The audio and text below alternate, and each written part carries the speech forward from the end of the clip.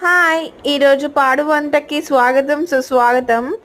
ఇంకా చపాతీస్ చేశాననమాట. చపాతీస్ 4 ఉంటే అలా పెట్టేసేసైతే పైనుంచయితే ఎగ్ అయితే వేసేసాను.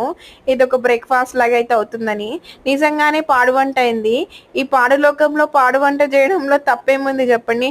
నిజంగా పాడులోకం అని ఎందుకు అంటున్నానంటే అసలేం జరుగుతుందో అర్థం అవ్వట్లేదు. అసలు అమ్మాయిలు అబ్బాయిల్ని చంపేయడం ఏంటో, అబ్బాయిలు అమ్మాయిలని చంపేయడం ఏంటో, ఇదంతా దరిద్రం ఏంటో, ఈ అక్రమ సంబంధాలు ఏంటో, అసలు ఏం చేయడానికి పెళ్లి చేసుకుంటున్నారు, తర్వాత ఏం చేస్తున్నారు, పెళ్ళంటేనే భయమేస్తుంది. దాంతోపాటు పెళ్లి చేసుకున్నాక మనం ఉంటామా లేదా అని భయమేస్తుంది. మొత్తానికైతే ఒకటే ఆలోచిస్తాను నేనైతే ఖచ్చితంగా మా పేరెంట్స్ ఉన్నంతకాలం నేను ఉండాలి అని చెప్పేసి అయితే అనుకుంటాను. ఎవరి లైఫ్ ఎవరి చేతుల్లో లేదు. కానీ ఇప్పుడు మాత్రం చాలా ఆలోచించి పెళ్లి చేసుకోండి. ఇష్టం ఉందా లేదా ఫస్ట్ కనుక్కొని మాత్రమే పెళ్లి చేసుకోండి.